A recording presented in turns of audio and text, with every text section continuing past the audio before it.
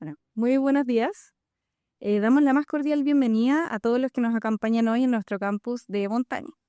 Saludamos especialmente al rector de nuestra casa de estudios, Francisco Covarrubias, a nuestros vicerrectores y vicerrectoras y decanos y decanas que nos acompañan hoy, al superintendente de Educación Superior, José Miguel Salazar, a la defensora de la comunidad universitaria de la Universidad Nacional de Córdoba, Argentina, Ana Yukelson, expositora central de este seminario, y a nuestros ombuds, Francisca Rengifo y Adel Moyori. Damos la bienvenida también a la jefa de Cooperación Internacional de la Oficina de Internacionalización de la Universidad de la Frontera, Janina Hans-Filemenke, a los estudiantes de la misma universidad y a los representantes de la Fuerza Aérea de Chile, todos quienes se han trasladado desde diferentes ciudades para asistir y participar en este seminario. A todos les agradecemos por estar aquí hoy. Este evento forma parte del proyecto Bravío, iniciativa internacional apoyada por la Unión Europea, que busca fortalecer las defensorías universitarias en América Latina y ha sido organizado por la Universidad Adolfo Ibáñez con el objeto de aportar con herramientas concretas de gestión de convivencia que faciliten la labor de los ombuds o defensores universitarios. Hoy más que nunca, es crucial que las instituciones cuenten con mecanismos efectivos que cuiden el respeto de los derechos y libertades de todos los integrantes de las comunidades universitarias. Y ese rol lo juegan precisamente los ombuds o defensores universitarios, que a través de la equidad y la justicia buscan la solución pacífica y colaborativa de conflictos, promoviendo así una sana convivencia entre estudiantes, académicos y colaboradores. Quien abre el seminario es el rector Francisco Covarrubias, que nos dirigirá unas palabras.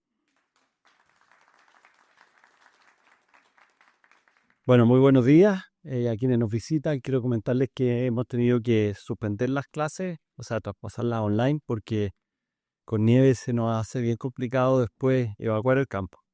Por lo tanto, si se pone a nevar, nos quedamos aquí todo el fin de semana analizando y debatiendo sobre estos temas.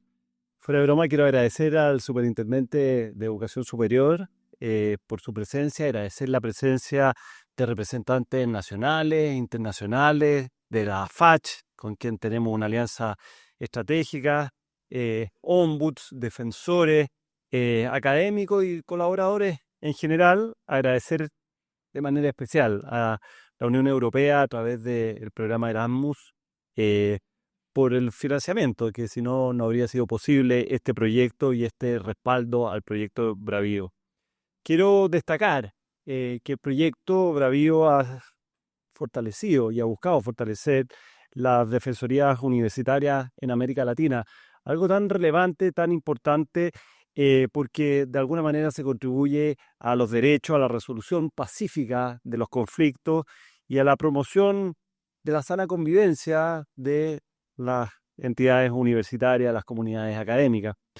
Como UAI estamos felices de habernos adjudicado este proyecto, que significa una gran responsabilidad, donde ya estamos en el segundo año de ejecución y donde estamos viendo ya los frutos de esto. El seminario se enmarca en el proyecto Bravío y tiene como propósito compartir buenas prácticas. Y una de las cosas que probablemente vamos a estar todos de acuerdo es que los estudiantes, los profesores, los colaboradores son más o menos parecidos en todas partes. Los problemas son más o menos parecidos en todas partes, incluso cuando uno visita universidades de culturas distintas, en países muy distintos, en continentes muy distintos, se da cuenta que de alguna manera la naturaleza humana es la misma. Y en ese sentido, entonces, es muy importante conocer buenas prácticas, conocer experiencias que sirven en una parte, que sirven en otra, porque de alguna manera son herramientas que podemos incorporar cada uno de nosotros. El diálogo, el intercambio de experiencias, la construcción conjunta de soluciones creo que forma parte central de lo que estamos buscando. Quiero, por mi parte, destacar y saludar especialmente a nuestros ombuds. Veo a Adel Moyori, aquí está Francisca Rengifo, ambos que han hecho un gran trabajo, muchas veces silencioso, y es una de las gracias de los ombuds que como autoridad uno no se entera lo que está ocurriendo, pero en el fondo, si no está funcionando eso, después sí nos enteramos. O sea, son los problemas que no logramos detectar porque de alguna manera se resuelven en instancias iniciales y la mayoría de las veces se resuelven de manera muy satisfactoria.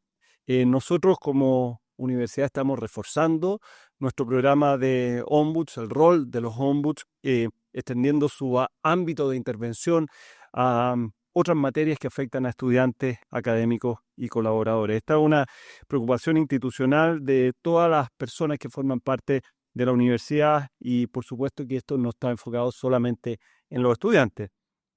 Tenemos experiencias valiosas, creo que pueden aportar en la discusión para otras instituciones de educación superior, para incluso organizaciones, empresas.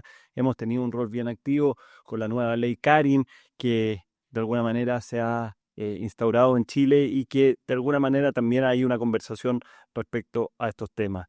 Quiero decir que como universidad tenemos el compromiso de seguir adelante, de vincularnos ampliamente con otras instituciones, de poder generar lazos adecuados para hacer un aporte real y que transforme de alguna manera estos temas en oportunidades.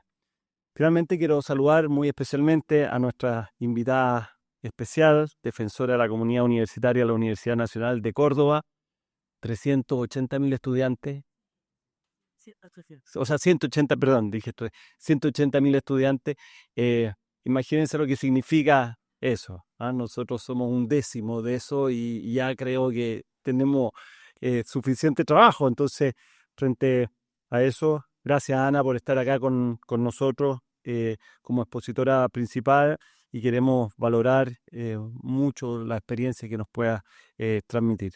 Quiero terminar diciendo que la convivencia universitaria es un valor esencial que requiere un compromiso, escucha activa y responsabilidad de toda la comunidad y estoy seguro que este seminario va a ser un punto de partida para fortalecer esa colaboración. Muchas gracias.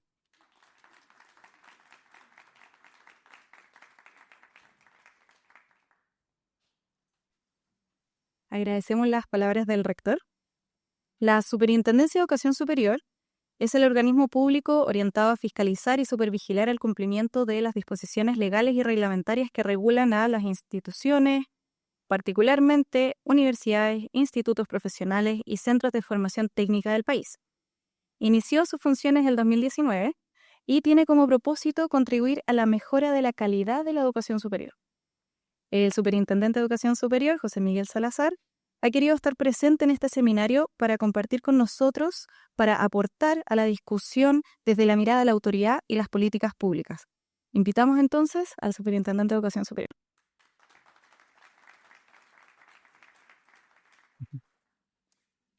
Muy buenos días a todos y a todas. La verdad, para mí es muy grato acompañarnos en esta conversación en un día tan distinto de lo que suele ser la actividad universitaria aquí, pero también en la ciudad. Este es un Santiago que tiene otras luces, que tiene otros grises y que por lo tanto nos ayuda a descubrirnos en una dimensión que generalmente no vemos.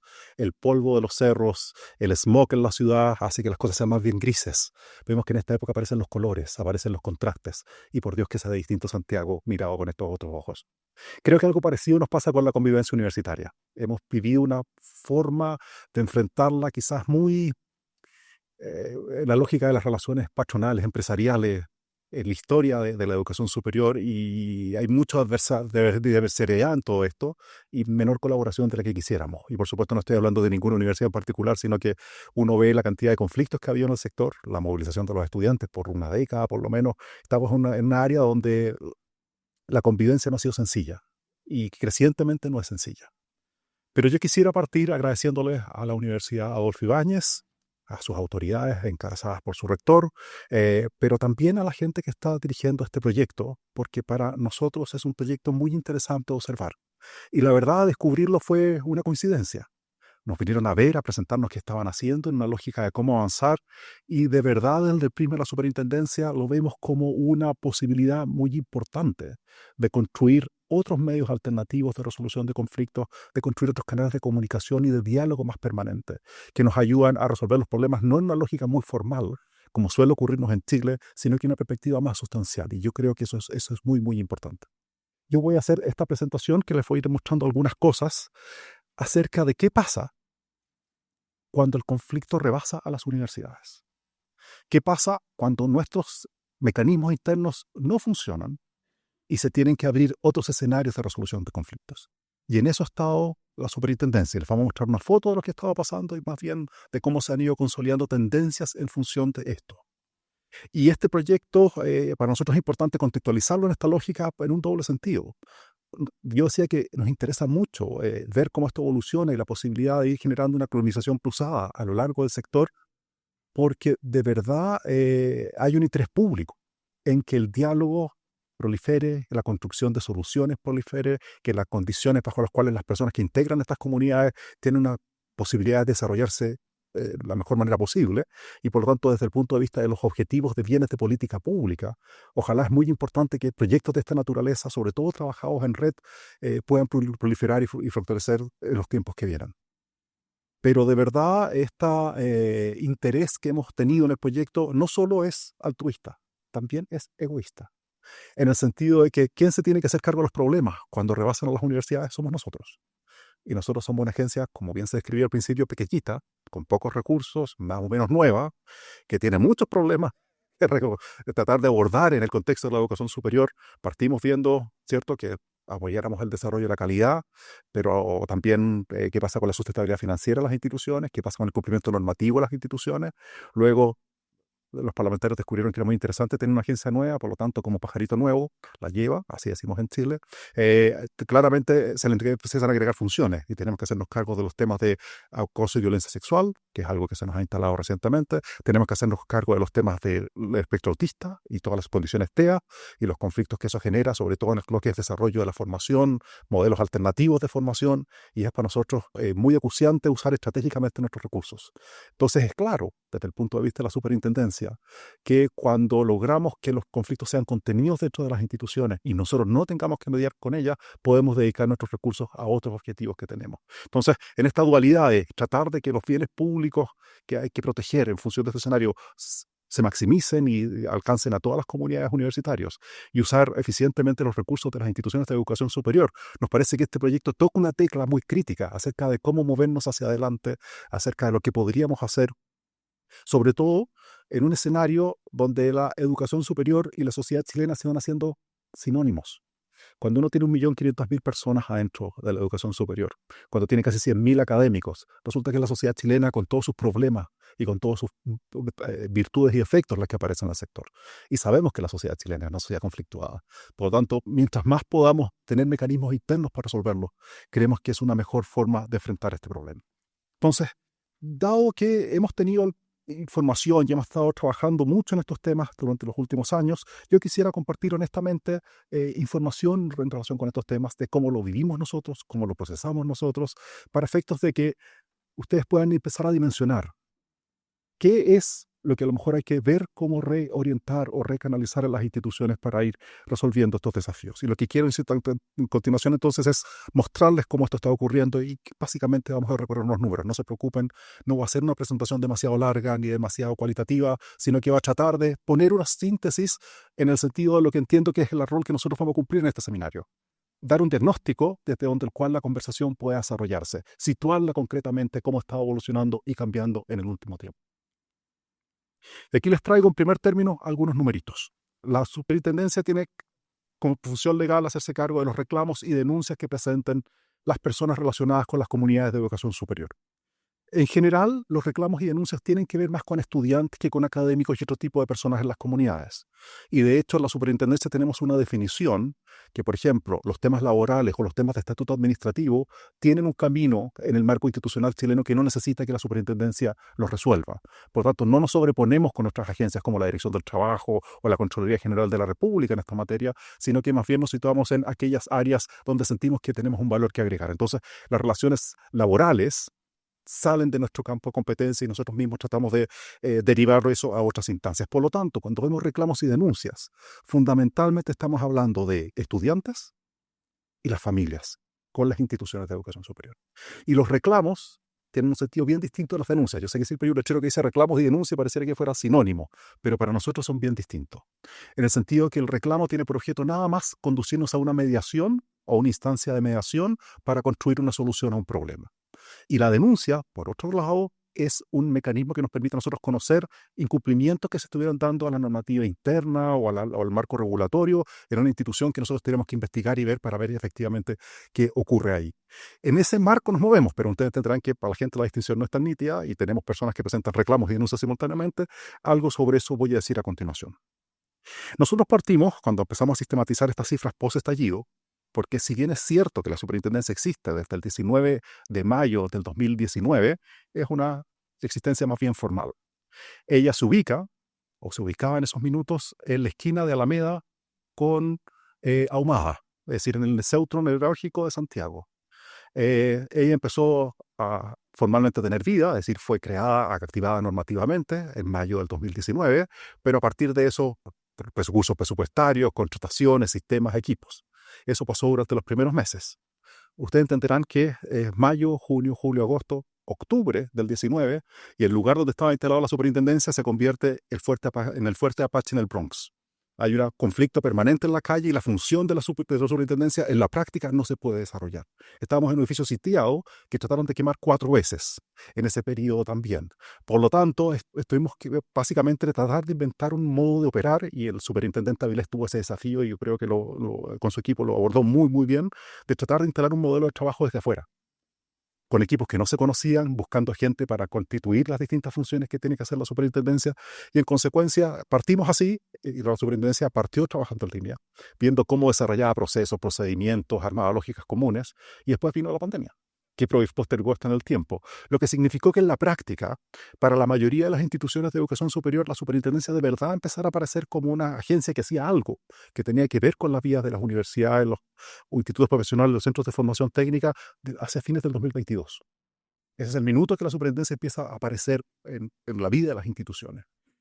Y por lo tanto, es desde ese minuto que de verdad estamos funcionando. Así llevamos 3 años, un poquitito más, y estamos en una lógica de relacionarnos con un sector que además tenemos que enfrentarle una lógica de posta de muchos problemas. Es decir, no partimos trabajando en un sector en el minuto más pacífico, no solo por las movilizaciones estudiantiles, sino porque seguramente ustedes muchos han visto que hay bastantes problemas de gestión financiera, de sustentabilidad del sector, problemas de distinto orden en términos de convivencia en las instituciones también. Por tanto, ha sido un tiempo para nosotros muy demandante y muy complejo.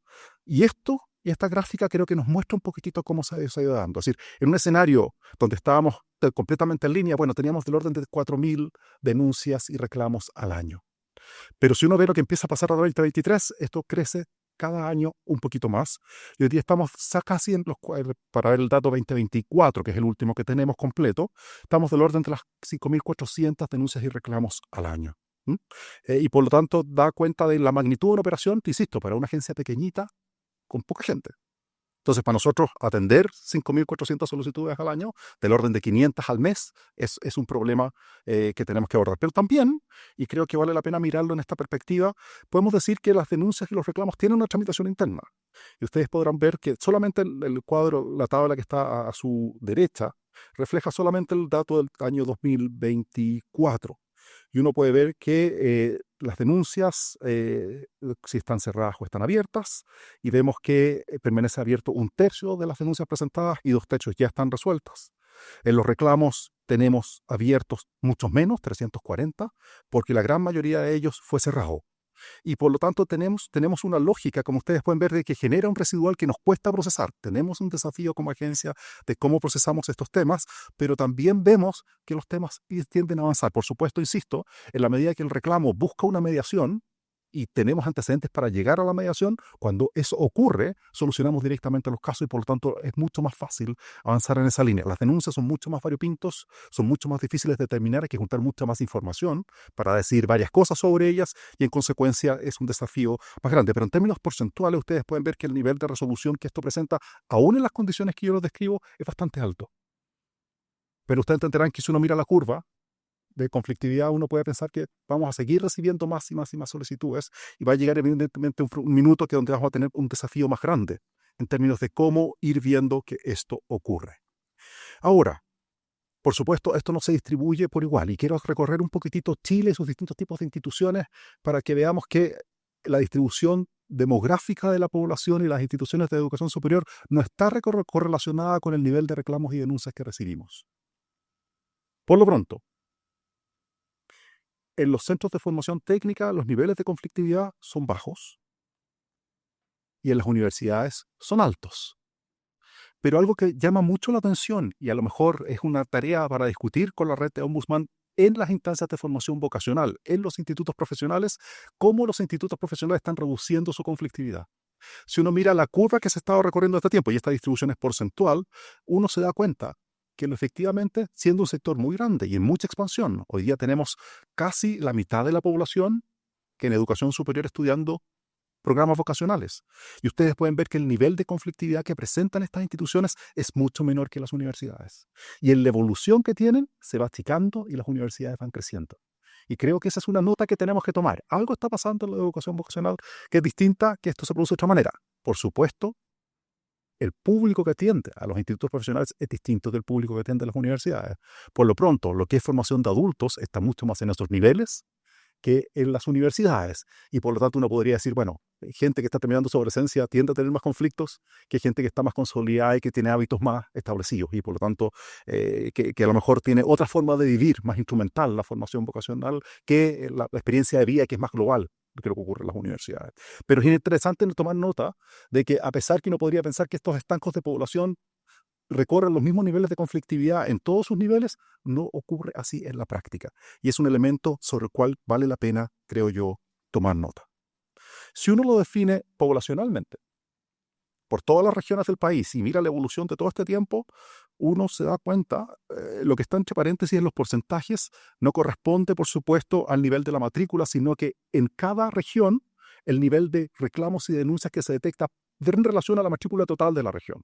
Entonces, cuando decimos que en la región metropolitana para el 2020 teníamos casi 2020 reclamos y denuncias, eso corresponde a un 3,4% de la matrícula de la región en ese año. ¿Se entiende? Entonces, los porcentajes van diciéndonos qué nivel de conflictividad está representada ahí y qué nivel de participación existe. Y uno ve en la región metropolitana, por lo pronto, una sobrerepresentación muy significativa de lo que ocurre en el país. La región metropolitana concentra alrededor del 40% de la población. Por supuesto, mucha gente viene a estudiar a la región metropolitana de Santiago, pero si uno lo compara con la región del Biobío y con la región de Valparaíso, que son las dos regiones más pobladas a continuación, los porcentajes de reclamos y denuncias que hay ahí son mucho menos en términos de la población representada de que lo que nos ocurre con las universidades en Santiago. Y eso creo que es un tema sobre el cual vale la pena tener presente.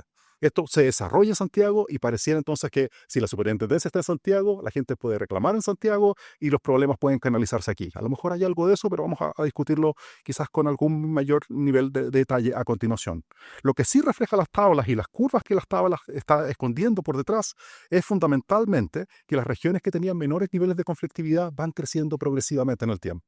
Es decir, vamos llegando a un nivel donde esto se empieza a ecualizar y donde lo que yo decía, la sociedad, cuando está dentro de la educación superior, replica los mismos problemas que tiene fuera de la educación superior, bueno, nos empieza a pasar de una manera un poco mucho más clara.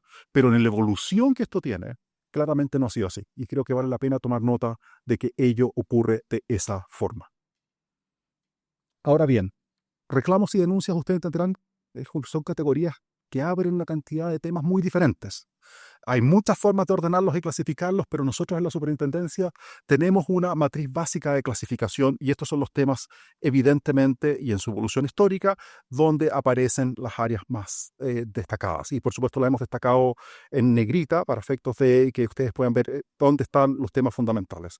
Y fíjense que es interesante ver que los niveles de conflicto de convivencia al interior de las instituciones son bastante secundarios frente a los otros tipos de problemas que estamos viviendo. Hay un tipo de relación institucional donde se produce una fricción fundamental que no toca tanto a la convivencia. O, una hipótesis alternativa, podría decir que las instituciones de educación superior son mucho más capaces de procesar los problemas de convivencia internamente, al que los problemas institucionales se trasladan fuera del marco institucional en cada caso. Pero cualquiera de las dos hipótesis sea correcta, y esto es algo que vamos a tener que ver en el tiempo, lo cierto es que la convivencia es un tema pequeñito, postulación y admisión es un tema pequeñito, y luego miren, violencia y discriminación de género. A pesar de todas las situaciones que hemos tenido en el país, los niveles de prevalencia que tienen en términos de reclamos y denuncias son muy, muy menores. A lo mejor aquí se junta un tercer elemento, una tercera hipótesis posible, que es el miedo a denunciar. y el miedo a confrontar las situaciones que se producen en esos campos lleva a que lo que excede a las instituciones sea muy marginal en el marco de lo que estamos conversando. Fundamentalmente, lo que nosotros vemos como los temas recurrentes en esta materia, y el tiempo solo lo va multiplicando, salvo quizás en lo financiero, es que progresión académica y materias financieras son las áreas donde se produce el mayor nivel de desacuerdo, si yo pudiera usar esa palabra, entre las instituciones y sus estudiantes. Y estas son las cosas que más recurrentemente recibimos en la superintendencia. Voy a hacer por un segundo un pequeño bajada adicional, porque claro, estos temas son gruesos, es difícil ver qué enmascara cada uno de ellos, pero dado que los temas financieros y los temas académicos son los más recurrentes, quisiera mostrarles qué tipo de cosas nos están apareciendo aquí. En materia de progresión académica, por supuesto, el tema más significativo es inscripción de asignaturas, ¿cierto? Si me dejan progresar o no, y los estudiantes son muy sensibles a decirnos que cuando no puedo tomar la carga académica que quiero tomar, puedo usar todos los medios para buscar que eso ocurra de otra forma. La evaluación. Es divertido. Yo hubiera pensado que la evaluación era un problema más significativo. Me reprobaron y estoy enojado. O me reprobaron y fue injusto. No, es la inscripción de asignaturas el principal problema que estamos viendo y que aparece aquí. Resolución académica, es decir, me presento una solicitud para hacer algo. Me dicen que sí o me dicen que no. También tiene una prevalencia importante. Prácticas e internados, siendo un área que en los últimos 2 años ha sido muy discutida en el país, tiene más bien una prevalencia menor. Y eliminación académica, que uno podría, a contrario senso, pensar que podría ser el gran problema. Salí de la universidad, utilicé todos los mecanismos para que no me eliminaran académicamente y voy a reclamar fuera de ella. Pero no, el nivel de reclamos que estamos teniendo, denuncias que estamos teniendo por esa materia es bien menor en el escenario que ocurre aquí. Es básicamente una lógica más bien instrumental en la progresión académica, que los estudiantes quieren avanzar lo más rápido posible, y choca eso con las instituciones muchas veces en términos de los requisitos curriculares, en términos de los reglamentos de pregrado, en términos de cómo se gestiona en cada institución. Y eso creo que habla de que para un grupo de estudiantes la superintendencia se convierte en una forma de cómo muevo estratégicamente mi ruta. Más que el conflicto es cómo uso los recursos disponibles a mi alcance, sea en mi institución o sea a través de estas agencias, para ver cómo avanzo más rápido. Y creo que eso es llamativo, porque tengo la impresión de que la experiencia internacional, pero vamos a escuchar algo de eso, no es el área más conflictiva que se está dando, no es el área académica donde se producen mayores problemas. Ahora bien, vamos a lo financiero, que es el otro gran tema que nos acompaña en esto. Fíjense, cobros por retiros o por suspensión académica, requerimientos adicionales de recursos. Aquí a los estudiantes hay algo que les complica con sus instituciones, que claramente no se está resolviendo en su interior. Problemas de gestión de beneficios. Me dieron o no me dieron gratuidad, me dieron o no me dieron CAE, me dieron o no me dieron la beca, o me la quitaron, o la perdí, o dejé de cumplir con los requisitos. Esa es un área también que tiene una lógica muy táctica con los estudiantes, se relacionan con la superintendencia.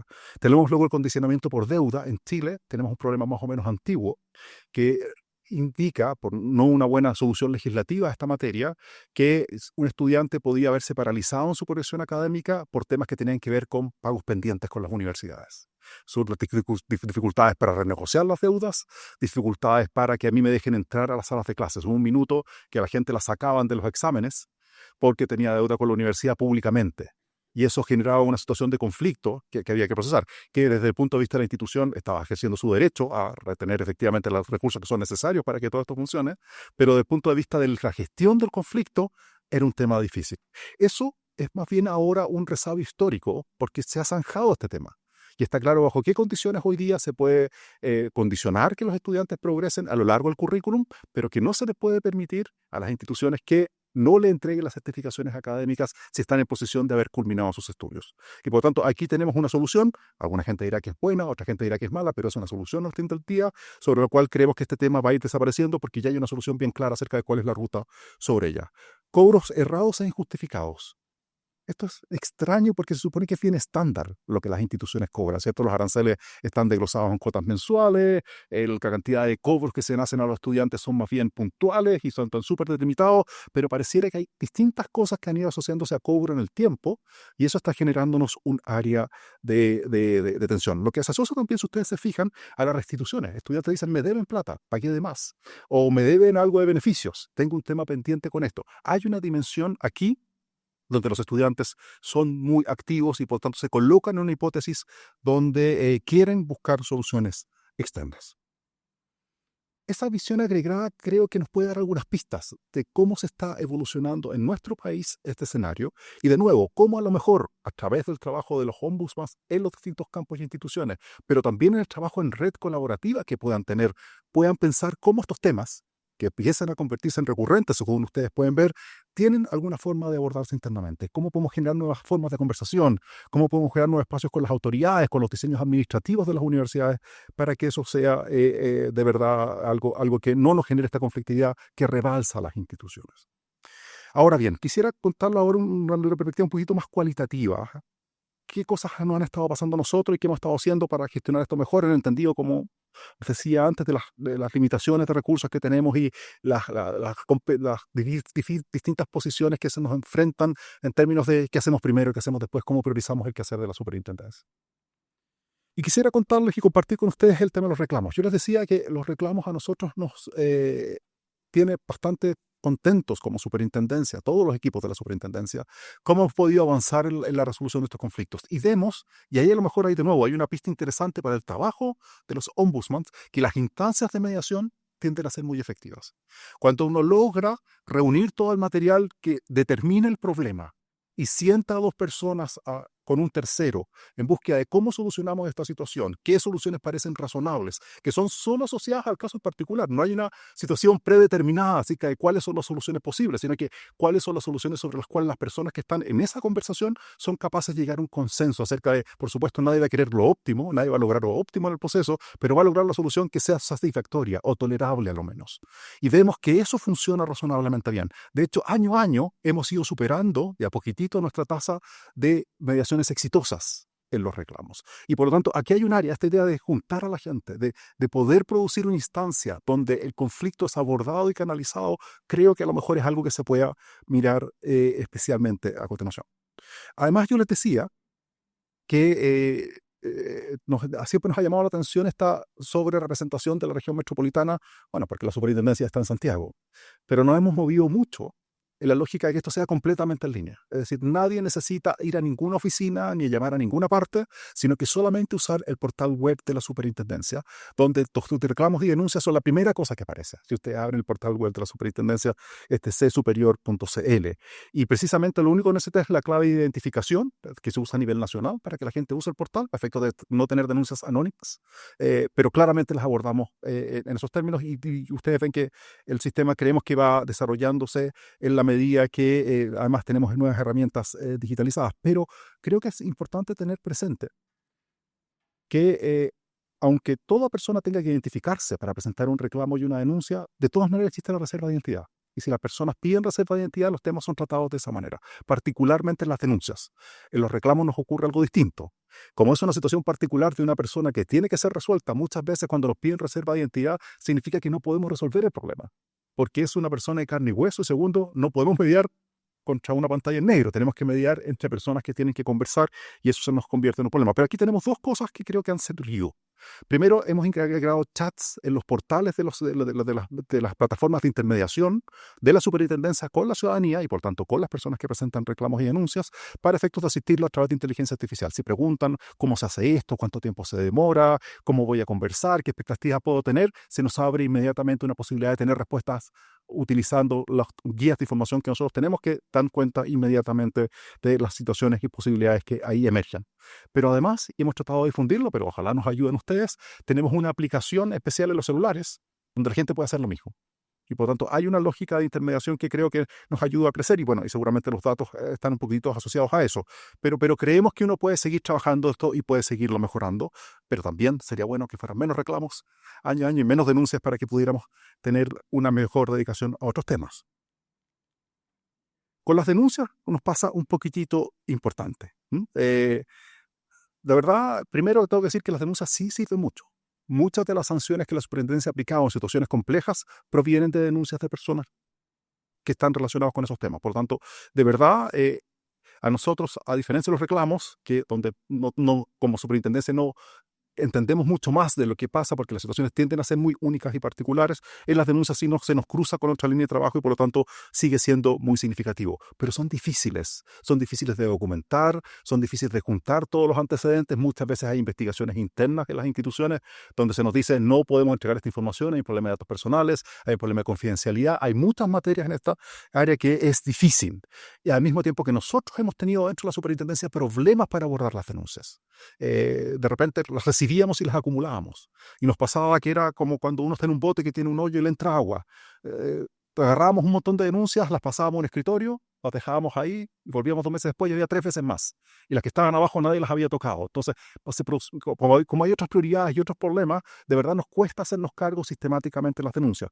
Pero sí, dado que este es un tema que hemos visto que es complejo y que estamos tratando de ver cómo resolver, sí definimos un procedimiento nuevo que permita ir resolviendo las cosas rápido que pueden ser efectivamente resueltas. Y para eso tenemos una línea de trabajo que cambia ahora en términos de ya no decir presente la denuncia y vamos a investigar y vamos a pedir información a la institución, sino que primero, bueno, pero veamos a ver en la forma si esto es admisible o no. ¿De verdad esto tiene que ver con la superintendencia? De nuevo, un profesor que está reclamando que lo echaron o que le aplicaron una sanción dentro de la institución. Nosotros decimos, eso la verdad hoy día no tiene que ver con lo que nosotros hacemos. Eso está en otro campo y por tanto no nos metemos.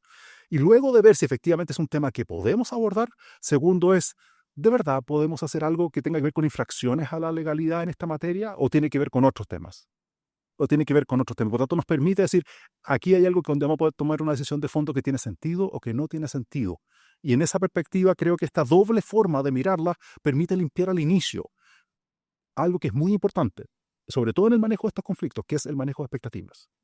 ¿Cierto? Cuando la gente nos dice, oiga, yo voy a ir a la superintendencia porque los voy a ir a denunciar y espero que a mi profesor lo echen delante de todo el curso en la calle porque me dijo algo que no era bueno y resulta que tengo que esperar 9 meses, 10 meses o 2 años, chuta, hay algo que no funciona, ¿cierto? Y claramente tenemos que ver ahí qué ocurre a continuación. Eso nos ha permitido avanzar y creo que estamos destrabando esta situación que se nos había producido originalmente, porque luego de que hemos determinado que efectivamente hay algo que hacer, fiscalizamos. Empezamos a pedir información, levantamos antecedentes, pedimos a la gente que aclare con nosotros y luego cerramos la investigación con lo que nosotros llamamos acta de fiscalización, donde archivamos las solicitudes o las elevamos a un proceso sancionatorio administrativo a la Fiscalía y a la Superintendencia. Pero lo importante de todo esto es que el resultado del proceso es comunicado al denunciante o al reclamante en esos términos. Y por tanto las personas van teniendo notificación a lo largo del camino que estas cosas están pasando. No en el medio, cuando estamos haciendo acciones de fiscalización creemos que no es un área donde de verdad haya mucho que entregarle, pero decirle a la gente esto se activó porque creemos que no constituye una infracción o los antecedentes no dan para justificarlo. O decirlo al contrario, aquí hay un acta de fiscalización que da cuenta que había en principio orientaciones que darían cuenta de infracciones normativas. En ese caso pasa a sancionatorio y lo mostramos de otra forma. Pero creo que de nuevo nos abre un escenario de cómo trabajar esto que es distinto y nos permite ir, insisto, absorbiendo mejor lo que viene. Ahora bien, quisiera, para cerrar, presentar algunos desafíos que creemos que tenemos, porque de verdad tenemos situaciones que hemos ido descubriendo en el tiempo, que a lo mejor también se están presentando en las universidades y también afectan el trabajo de los ombudsman, que creo que tenemos que mirar con un poquitito más de cuidado. Por una parte, tenemos gente que no se queda tranquila con presentar una denuncia o un reclamo, sino que presenta uno día por medio. Y puede tener 100 reclamos una sola persona o 100 denuncias una sola persona, ¿cierto? Y son persistentes y recibimos correos electrónicos varias veces al día o de distinto tipo donde se nos dice, pues, resuelva el problema, resuelva el problema, resuelva el problema, resuelva el problema y después empieza la queja, ¿por qué no me está resolviendo mi problema? Se fijan, la pregunta es hasta qué punto podemos, de nuevo, contener las expectativas de las personas, decirles, aquí hay un problema, lo reconocemos, lo identificamos, veamos cómo lo solucionamos. Pero si usted nos bombardea, usted nos llena de solicitudes por todos lados, no vamos a resolver mejor el conflicto. Y esa estrategia de los estudiantes, a lo mejor ustedes también la están viendo directamente en las instituciones, y creo que es algo que hay que mirar con especial cuidado. Hay que, de alguna forma, educar a nuestros estudiantes en sus deberes cívicos también, y entender que activar un mecanismo de resolución de conflictos no es decir, yo soy el único que puede ser escuchado, yo soy el que importa, nadie más en el país es importante en esta materia, y creo que ese es un tema que hay que verlo, porque a esto les ayuda a los estudiantes, y por esto se hace, para que su tema permanezca como un tema de agenda importante en la institución, en la superintendencia o en su propia familia. Entonces, la idea es que nosotros tenemos algunos casos que, les insisto, toda la semana nos llega una denuncia de la misma persona. todas las semanas. Nosotros las acumulamos, le decimos, pero esto ya lo tenemos realizado. No, es que yo quiero que mi tema sea importante y que ustedes no se olviden que hay un problema. Y por lo tanto hay un sobreuso de la estrategia que creo que hay que mirar con cuidado. Una segunda situación es cuando los estudiantes se ponen de acuerdo para visibilizar un problema. Y en vez de recibir una denuncia por un punto, recibimos 200 del mismo grupo de estudiantes por el mismo punto, con un texto idéntico. Todos copian y pegan exactamente el mismo texto para redenunciarnos una situación. Esta idea de, bueno, vamos a hacer visible el conflicto, no permaneciéndolo en el tiempo, en las caras visibles de ustedes con más trámites administrativos, sino que vamos a saturar el sistema de una sola vez, para efectos de que ustedes entiendan de que esto es muy significativo para todos nosotros, es un área que también hay que tener cuidado. Y también, de nuevo, hay que pensar que hay formas de organización, cómo nos articulamos, cómo nos agrupamos, y hay mecanismos a través de los cuales las denuncias pueden ser canalizadas al interior de las movilizaciones estudiantiles, al interior de la organización estudiantil, al interior de las formas de relación, los representantes académicos, los representantes de los sindicatos de estudiantes. Creo que eso abre una conversación que tenemos que ir viendo cómo la canalizamos. Pero esta idea de ponerse como si fuera una suerte de funa contra alguien, vamos a ir todos juntos a hacer esto lo más visible posible, también genera un problema, creo que para la gestión de estos conflictos, que es importante de abordar.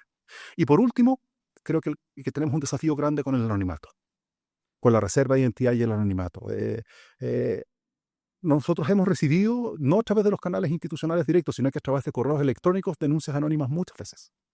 Pero siempre les decimos, respondemos a las denuncias que recibimos, les decimos que no pueden procesar de esa manera y que tienen que institucionalizarse a través del canal que existe para esos fines.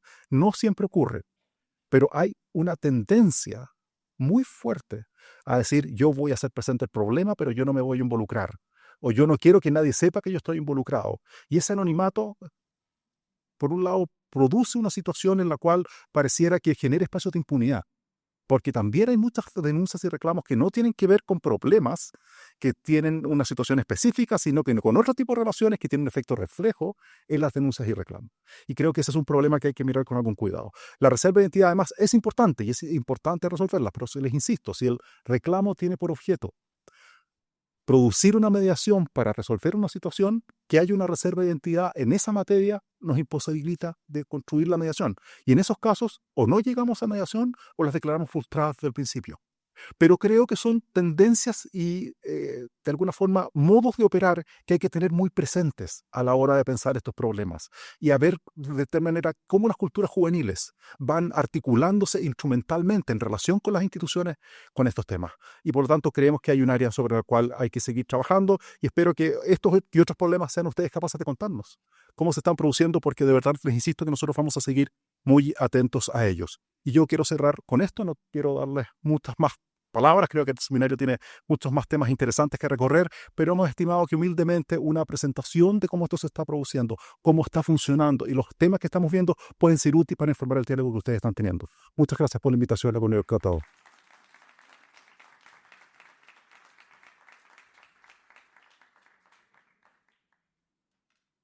Bueno, agradecemos al superintendente por su valiosa presentación. Ana Yukelson es licenciada y profesora en Letras Modernas de la Facultad de Filosofía y Letras de la Universidad Nacional de Córdoba, Argentina. Es docente, investigadora y primera decana de la Facultad de Artes de la Universidad Nacional de Córdoba. También ha demostrado su versatilidad desempeñándose como directora de cultura de la Municipalidad de su ciudad, como dramaturgista de obras de teatro tanto nacional como internacional, entre otras labores. Desde el año 2022 detenta el cargo de defensora de la comunidad universitaria de la mencionada universidad, siendo la única defensora en el país trasandino. Invitamos a Ana, quien expondrá sobre la defensa de los derechos universitarios, una experiencia de internacionalización de proyectos de creación y consolidación de ombuds o defensorías universitarias.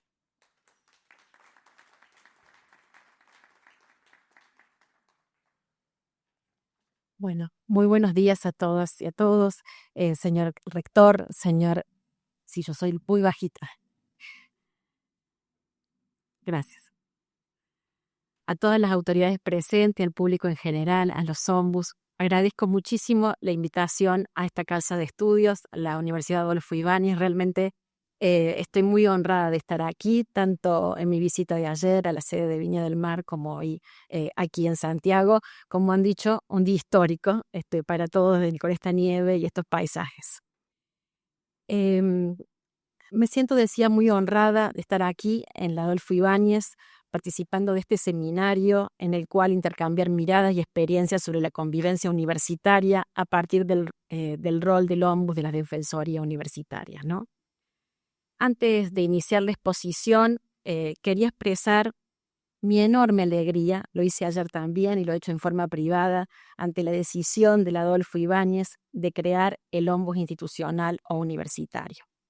Tengo en alta valoración la decisión que han abrazado, no solo por la voluntad política de creación a partir de la implementación de la figura del Ombus, del protocolo de acoso de género para mi país, sino en forma particular por la elección de un modelo estructural de institucionalizar su figura, el cual acercará y multiplicará la presencia del Ombus en cada una de las sedes universitarias a través de las necesarias figuras de los Ombus adjuntos. Una vez más, la figura del Ombudsman o Ombudsperson sueco, también conocido como defensor o protector de los derechos, es objeto de inspiración en otra universidad de América Latina para velar por el respeto y la protección de los derechos humanos y universitarios y con ello contribuir en la gobernanza de paz de las instituciones de educación superior. Con el título de la exposición que he pensado para compartir con ustedes, voy a abordar o voy a abarcar dos ejes de desarrollo. En el primero, el objeto es una reflexión sobre el panorama de las defensorías de América Latina, con la idea de visualizar los modelos elegidos tanto en la Universidad Nacional de Córdoba como en la Universidad Adolfo Ibáñez. El segundo eje pretendo explicar la importancia que para mí tiene esta oportunidad que las relaciones interinstitucionales y en especial el proyecto Erasmus más Bravío nos está ofreciendo en tantos socios participantes para crear o reforzar defensorías universitarias. Entonces ahora me voy a abocar a esta idea del panorama de la defensoría en América Latina. No voy a tratar de no abrumarlos con muchos datos, sino simplemente de ver algunas reflexiones. Para una visión del estado de las defensorías o del Ombus universitario en América Latina, he considerado algunos hechos históricos, así como el análisis de las instancias y tipos de creaciones que permiten apreciar modelos más reactivos o defensivos de aquellos proactivos. De igual modo, una visión de conjunto no puede prescindir de recordar los principios rectores que presentan las defensorías. Para hablar de esta visión, considero importante explicitar mi situación de habla. Como refirió Francisca, soy defensora de la comunidad universitaria de la Universidad Nacional de Córdoba, o UNC como le decimos, desde septiembre del año 2022, y en un mes exactamente voy a cumplir con el primer periodo de mandato. Y pese a tener conocimiento de la existencia de la Defensoría y de haber votado como miembro del Consejo Superior en el año 2014 a la defensora que me antecedió, Liliana Aguiar, no imaginé de ningún modo que años más tarde sería elegida en este cargo. Para el que, por supuesto, no hay preparación específica, ¿no? Pero menos aún conocía que la Defensoría de la Universidad Nacional de Córdoba, o no tenía conciencia como universitaria, era la única de mi país con verdadera autonomía de las autoridades rectorales. Quizás fue este último motivo el que me llevó a indagar, siguiendo los pasos de mi antecesora, en las causas de lo que acontece en Argentina. Me pregunté apenas asumí el cargo acerca de qué factores estructurales o coyunturales inciden en la creación de defensorías y en qué medida la observación de algunos problemas para su creación o no tienen raíces históricas y, en todo caso, cuál de estos problemas tienen hoy una verdadera entidad, ¿no? A medida que fui accediendo a una escasa literatura sobre el tema, debo admitir que creció un interés y deseos genuinos por pensar en estrategias colectivas para avanzar en la resolución justamente del crecimiento o la expansión de otras defensorías del mismo tipo, o por lo menos parecido, sin ser pretenciosa, a la nuestra dentro del sistema universitario argentino. Como ciudadana y si me permiten ser más escénica, como decía ayer, o dramática, en el término que el drama es acción, como ciudadana universitaria aún estoy convencida de que siempre la salida es colectiva, colaborativa y en comunidad. Una primera observación en relación al panorama de las defensorías universitarias muestra un mosaico constitutivo muy diverso y singular. El año 1985 resulta más que significativo para el inicio de la historia de las defensorías en América Latina, porque como saben, se crea la primera defensoría universitaria en la Universidad de México, Autónoma de México, la UNAM, ¿no? Precisamente en mayo de este año se celebraron los 40 años de su existencia. Sin duda, el modelo mexicano fue y es inspirador para la expansión de creaciones por iniciativas mayoritariamente locales de las propias universidades del resto de los países de la América Latina. Pienso en Brasil, en la misma Argentina, Costa Rica, El Salvador, Venezuela, Panamá, Honduras, Perú y Bolivia, Chile en el 2013 y Ecuador. Sin duda, el giro democrático de mediados de los años 80 y 90 del siglo XX en la mayoría de estos países impulsó en gran parte estas iniciativas y desde ya la propia evolución del concepto de ombus en la educación superior fue una impronta del siglo XXI dentro de las leyes de educación superior que procuran garantizar los derechos de los miembros de la comunidad universitaria, así como la mediación ante conflictos. Sin embargo, aún nos quedan, como diría el manifiesto liminar, dolores, porque hay 7 países de la región que no cuentan con ninguna defensoría. Sin pretender entrar en la polémica sobre la diversidad/unidad de América Latina, prefiero abrazar siempre la propuesta del historiador Waldo Ansaldi, que invita a pensar en la unidad de esa diversidad. Es en ella donde se puede observar que pese a que la mayoría de las defensorías de estos países han adoptado un enfoque de protección y defensa de los derechos humanos, aún el número de defensorías sigue resultando escaso y no han logrado una consolidación a excepción de países como Brasil, el propio México y Perú. Siendo además Perú quien a través de la Ley de Educación Superior promulgada en el 2014 exige que todas las universidades deben tener una defensoría universitaria. Además, en la mayoría de las universidades de la región, la figura del defensor, ouvidor, ombus o comisionado, como se lo llama, no se encuentra incluido en el marco de legalidad de los estatutos universitarios, sino que responde a otras normativas propias como ordenanzas o resoluciones. Y en consecuencia, su implementación también está sujeta a dichas iniciativas y por ende se produce una variabilidad en la garantía tanto de la defensa como de la promoción de los derechos humanos y universitarios. En ese sentido, y a modo de ejemplo de esta diversidad, comparto el caso de la creación de la Defensoría de mi universidad.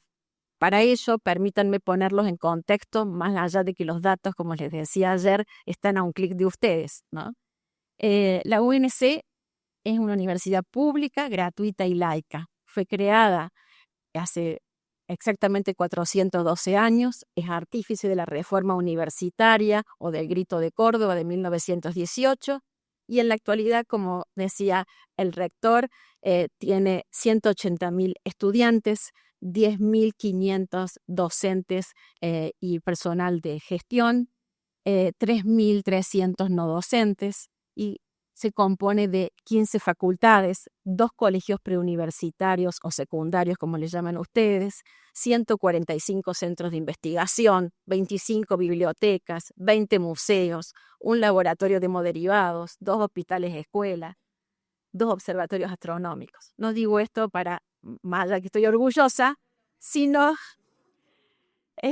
lo digo porque todos estos datos que menciono es la realidad y las personas que integran nuestra comunidad universitaria y que la Defensoría tiene como responsabilidad y que accionar en tanto se les sea requerido.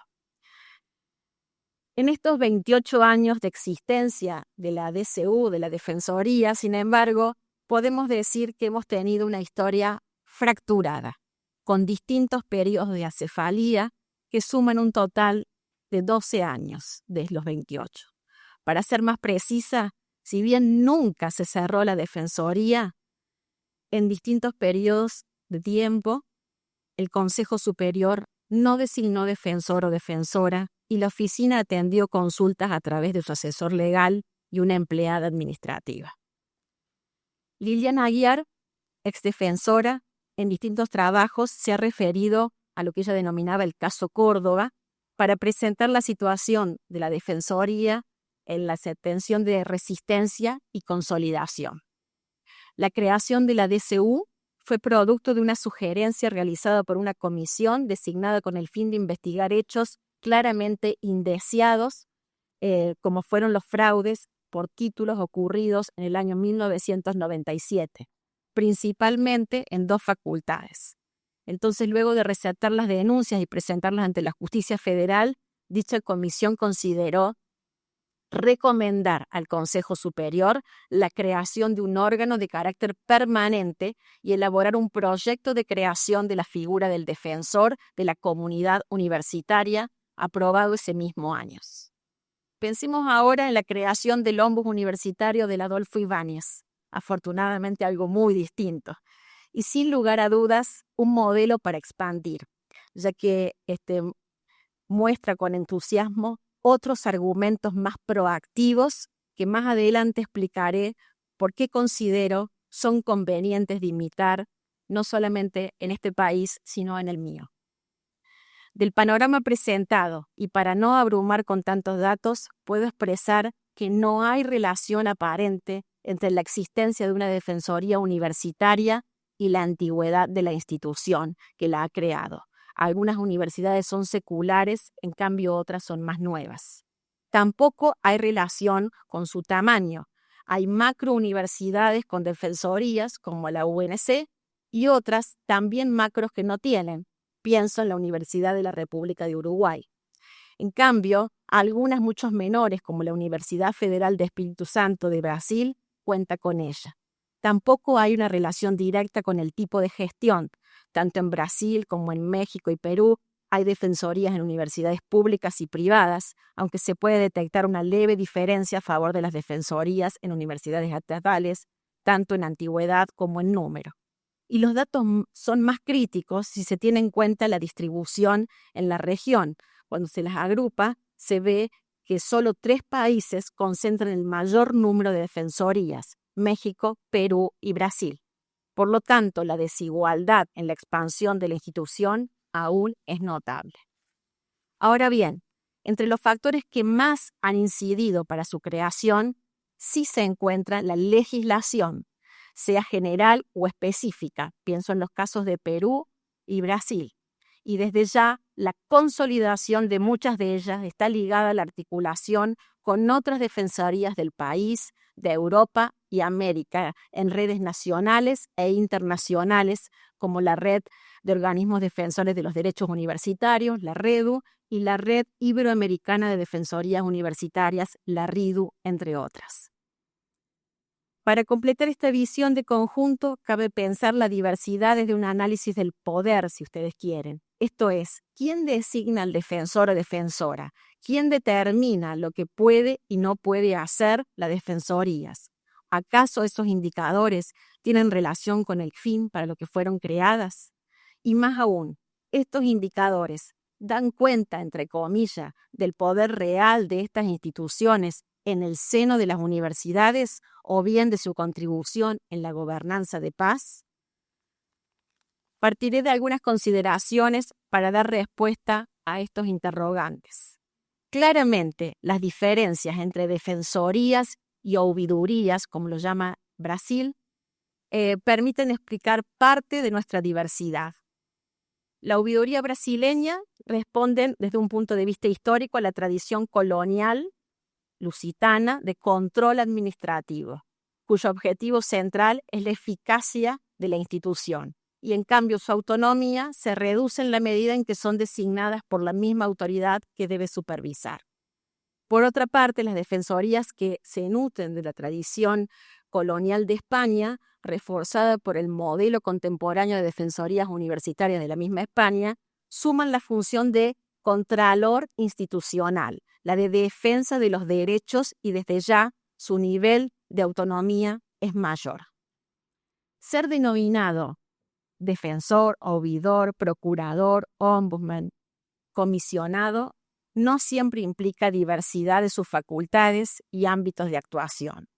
La mayoría abarca la atención de los derechos de 3 claustros: docente, estudiantil y de personal administrativo y de servicio, pero en cierto número atiende solo estudiantes o focaliza en forma exclusiva los aspectos académicos. Otras veces, la defensa se limita al cumplimiento de la norma. En este caso, me gustaría subrayar que Córdoba es hasta el momento, por lo menos desde mi información, la única universidad que adopta el nombre de Defensoría de la Comunidad Universitaria. Y si bien no está fundamentado, aparentemente se quiso enfatizar la idea que desde una concepción de común unidad abarca los 4 claustros, incluyendo también al de graduados. En términos generales, ninguna de las defensorías universitarias tiene facultades resolutivas y todas defienden o protegen un mejor servicio administrativo y el derecho a la educación. Entonces, las diferencias se encuentran en el nivel de autonomía que se refleja en quién designa a los defensores y cómo pueden ser removidos. Por ejemplo, la Universidad Federal de Espíritu Santo de Brasil es representativa de otras universidades brasileñas en las cuales la designación es rectoral. El oidor puede ser removido por la misma autoridad sin estar establecido un plazo para su desempeño. De esta manera, es un funcionario más del gobierno universitario. Desde este punto de vista, sería un tipo de defensoría que tiene menor nivel de autonomía. En el otro extremo, quizás la más independiente, por lo menos que yo conozco, de la autoridad política, al menos en la reglamentación, es la Pontificia Universidad Católica de Perú, en la cual una asamblea de docentes y estudiantes propone una terna de candidatos entre las que el Consejo Universitario. Por al menos tiene que ser votado por los 2/3 para designarlo. Algo parecido pasa en mi universidad, quien es designado por el Consejo Superior y también puede ser removido por voto por esto que está representado por los 4 claustros. En general, las defensorías coinciden en sus principios rectores que regulan su actuación. Estos son la informalidad, la confidencialidad, la celeridad, la imparcialidad y priorizar relaciones personales cara a cara. Y por último, dentro de este panorama, muchas veces se nos pregunta ¿qué servicio presta la defensoría a la universidad? Aquí, como vengo sosteniendo, la respuesta parece también coincidir en tanto contribuye a la gobernabilidad, si ésta es entendida como la capacidad de escucha que uno le puede transmitir a las autoridades universitarias para responder a las diferentes demandas, consolidar su legitimidad y formular o propiciar proyectos que alimenten la cohesión de sus miembros y los intereses de esa comunidad en torno a un imaginario compartido. Las defensorías universitarias son instituciones políticas por autonomía. Fomentan una cultura política basada en el reconocimiento de los deberes y derechos de los miembros de la comunidad, la observancia de las normas, la obligación de aceptar las decisiones de la mayoría, el respeto a las minorías, la exclusión de toda forma violenta de acción. Podría afirmar que muchos actores, por lo menos de mi universidad, participan y fomentan estas orientaciones.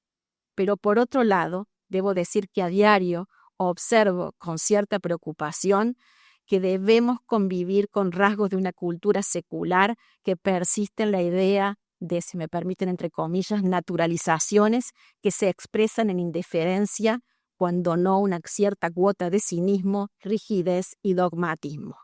Por eso la decisión política académica de crear una institución de la democracia enfrenta a veces a grupos acostumbrados a ejercer el poder discrecionalmente.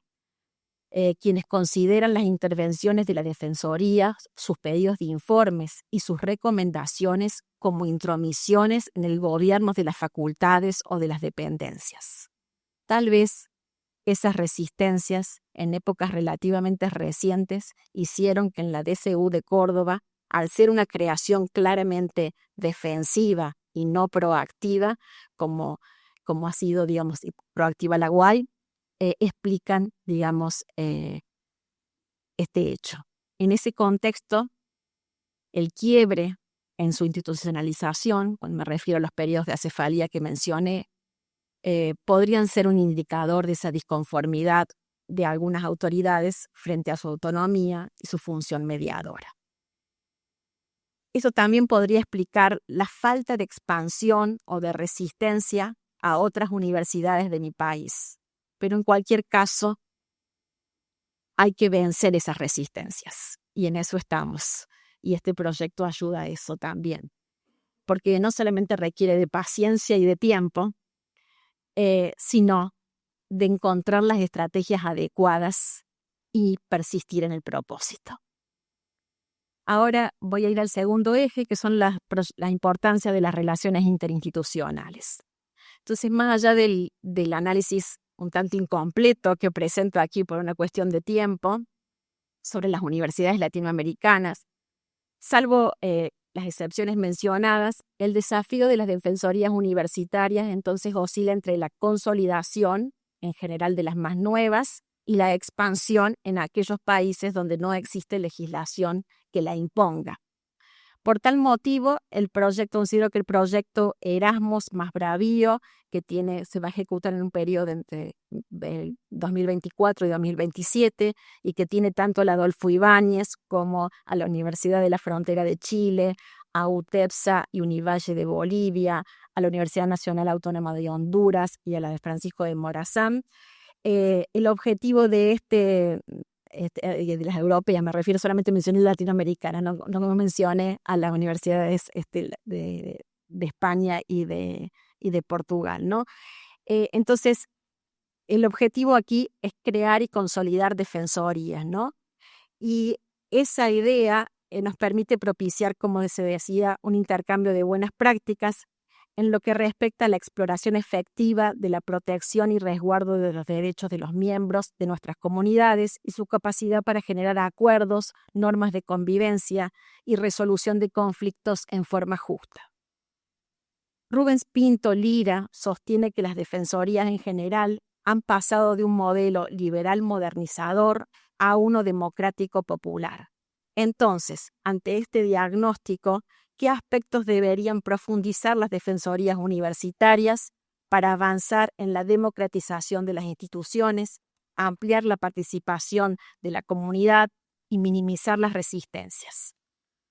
Considero que en el caso de las defensorías u ombuds universitarias, la ampliación debe tener no solo al crecimiento del número de intervenciones, sino también a los temas de consulta, que no solamente tienen que abocarse a lo normativo, como se dijo acá, sino relativos a relaciones interpersonales, la discriminación y las violencias de todo tipo. También debe ampliarse a los claustros y a las diferentes dependencias que hacen a una universidad.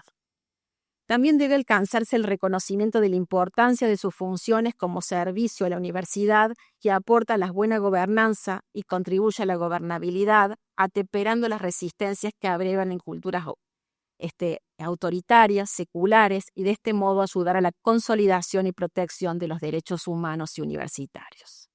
Y por último me pregunto, si puede una institución, aún no consolidada en forma suficiente, constituir un modelo a seguir por otras universidades. Hoy puedo afirmar que sí.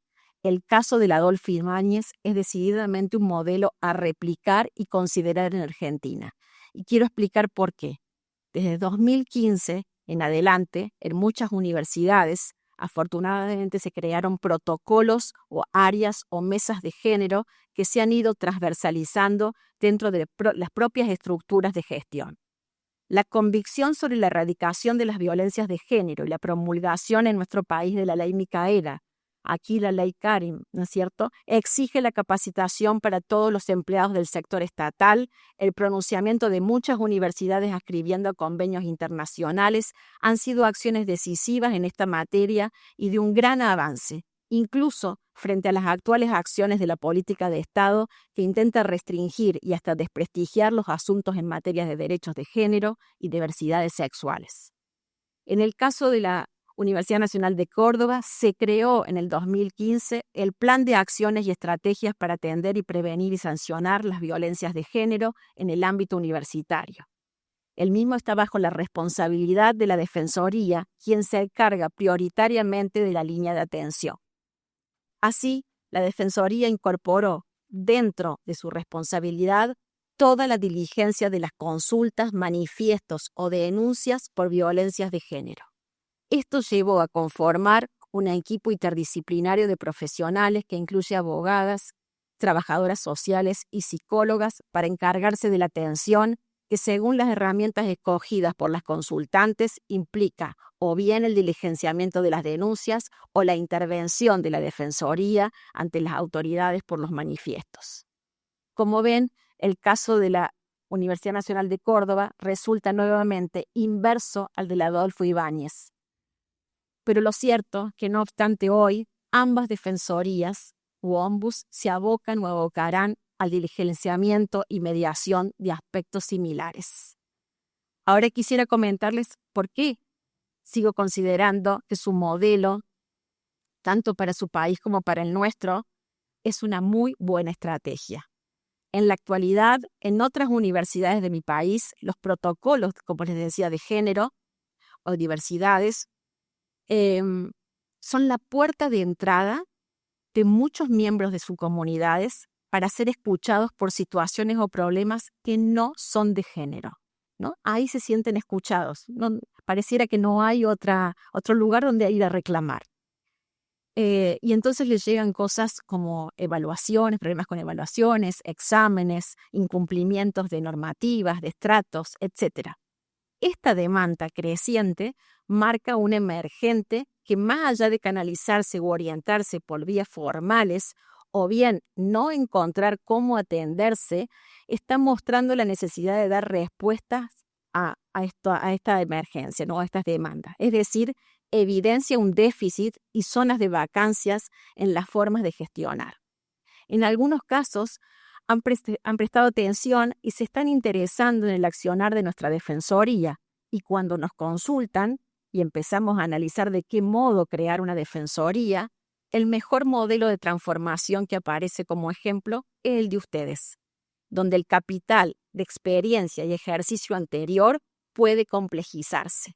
Por eso afirmo que dicha estrategia de transformación puede darse capacitando, conversando con los miembros de las universidades, creando una cultura que permita optimizar los recursos que ya están, ampliar funciones y otorgar independencia, como se ha hecho aquí.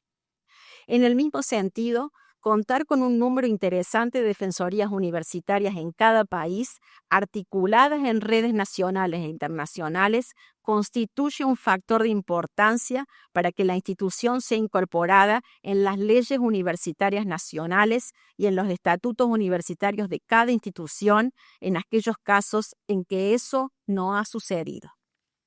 Adicionalmente, y tal como ha quedado plasmado en el libro verde, material elaborado y gracias al aporte de todos los socios del proyecto Bravío, no podemos dejar de considerar que este primer relevamiento del estado de las defensorías en América Latina da cuenta de un periodo favorable para la creación de nuevas defensorías.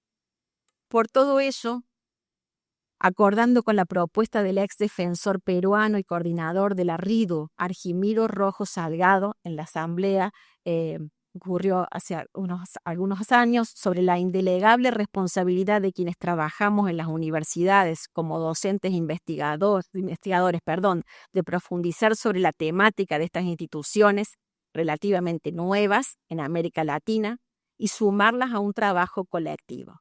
Esto es, avanzar sobre el relevamiento de los datos duros para posibilitar análisis confiables, formular hipótesis sobre las influencias culturales de larga duración y las condiciones de posibilidad que marcan las coyunturas, recuperar las trayectorias de los primeros defensores en el marco de los contextos en que les tocó actuar, elaborar encuestas a los actores universitarios actuales para indagar sobre cómo ven las defensorías y su valoración sobre la función que cumple.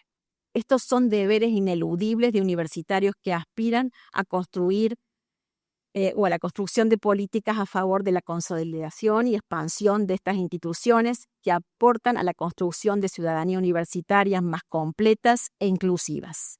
Finalmente, y para cerrar esta exposición, deseo expresar que la frase de Waldo Ansaldi deviene una meta: trabajar por la unidad diversa de América Latina desde el abordaje de sus problemas comunes en relación a los derechos humanos y universitarios. Muchas gracias.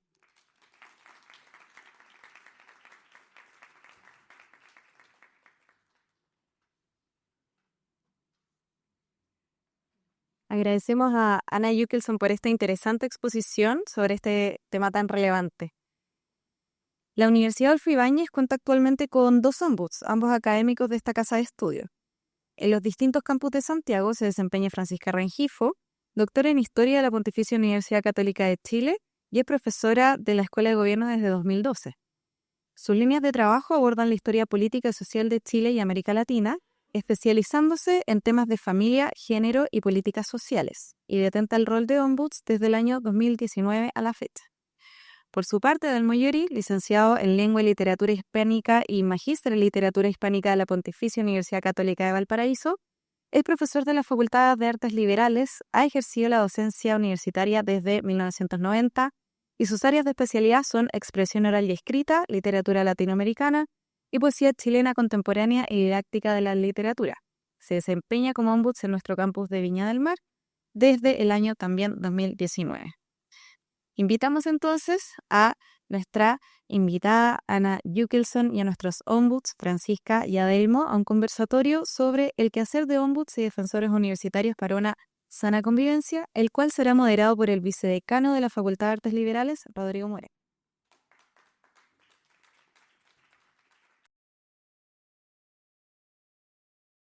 Bien, muchísimas gracias. En primer lugar, agradecer la presencia a todos ustedes y por supuesto a nuestra invitada con su conferencia muy iluminadora, ¿no? Para todo lo que estamos viviendo. Y también, por supuesto, a Francisca y a Delmo, quienes son nuestros ombuds aquí en la universidad, tanto en las diversas sedes que tenemos tanto en Santiago como en Viña del Mar.